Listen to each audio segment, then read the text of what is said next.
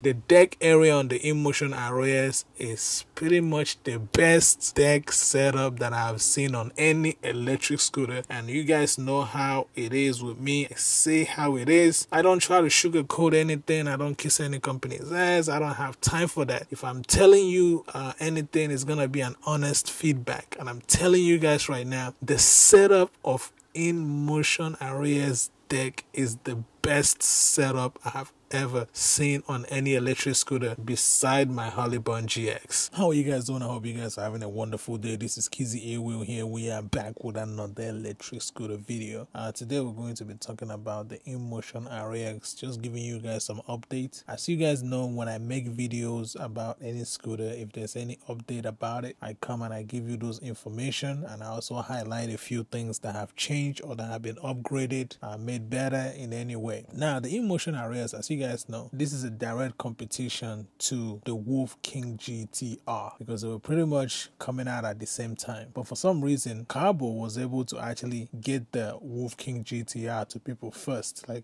people were already getting deliveries, but Inmotion was a little bit behind.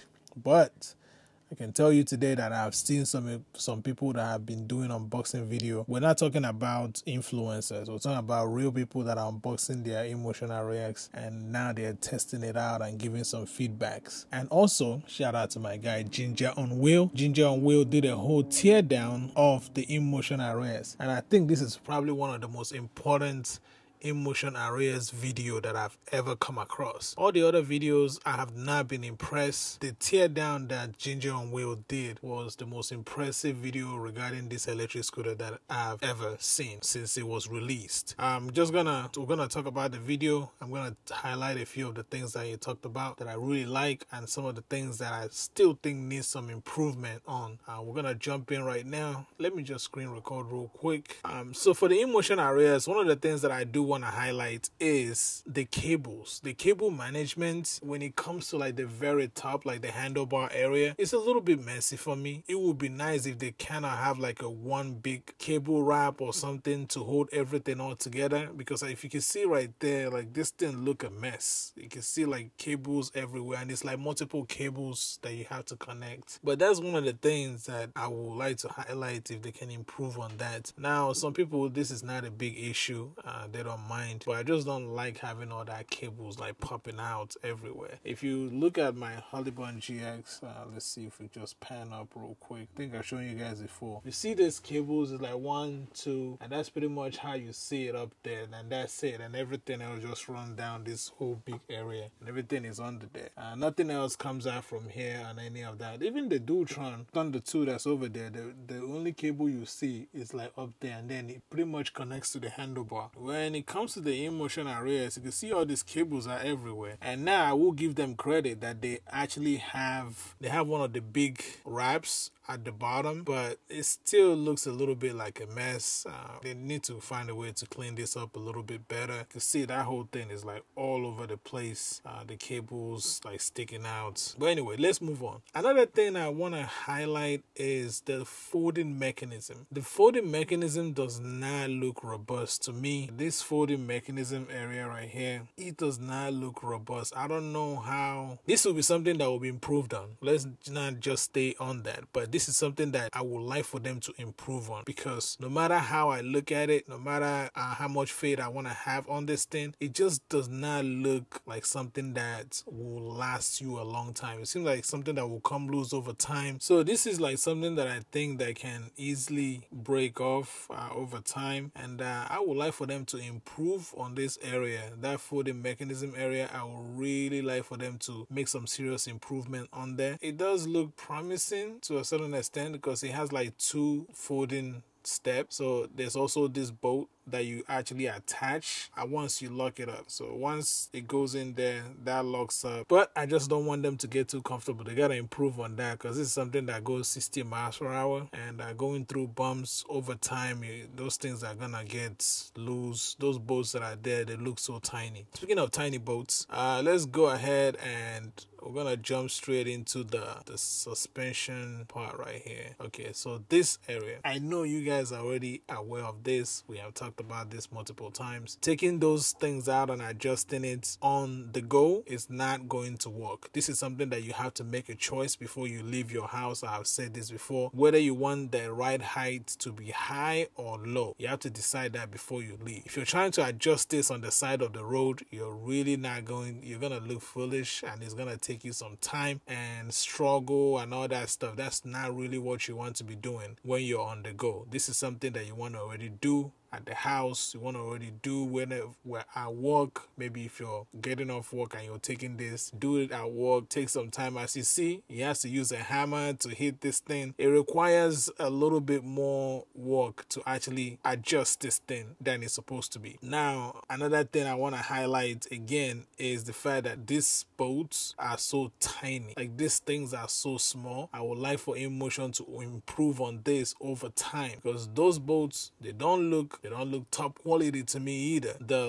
So there's a little sliding thing. I want to show you guys this right now. So this is from my Hollybond GX. If you guys can see this thing, this is the stuff that locks up the folding area right here. This is the stuff that locks it up, and there's two of this on both sides, and you can see the size of this thing. This thing is huge. This is bigger than this thing, and I have this on both sides. So they need to make those bigger, and they also need to make it an easier way for you to actually bring it out and fold it, because once those things go out, this thing is falling down, like it's coming down straight. So Inmotion, it would be great if you guys actually improve on that suspension, not sure what you call it, the suspension rod, the adjustment rod that goes in. Make it bigger. I don't think there needs to be these multiple holes drilled, or make a backup release, just like the folding mechanism for the scooter. It has like 2 steps, and I highly suggest that you go check out this video by Ginger on Wheel. So there's 2 folding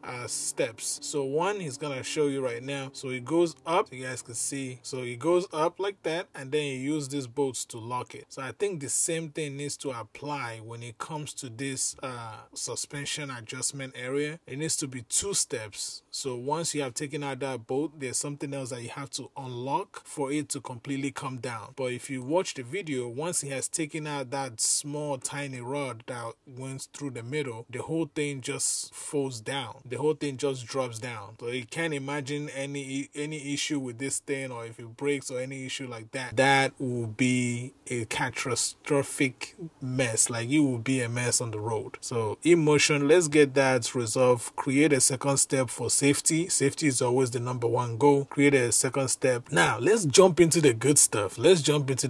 Because man, Inmotion did a really good job. The screen, again, not really impressed with the screen, but let's go straight to what I actually want. Very proud of here, and that will be the battery compartments, the deck. The deck area on the Inmotion ROS is pretty much the best deck setup that I've seen on any electric scooter, and you guys know how it is with me. I say how it is. I don't try to sugarcoat anything. I don't kiss any company's ass. I don't have time for that. If I'm telling you anything, it's gonna be an honest feedback, and I'm telling you guys right now, the setup of Inmotion ROS deck is the best setup I have ever seen on any electric scooter beside my Hollybond GX. The inside of this thing is clean. The way they set up the controller is not a mess. Fortunately, I have to say it, with my Dutron, if you get in there, that thing, the way the wires, I'm pretty sure they will improve on that, but compared to the Inmotion RS, there is no comparison.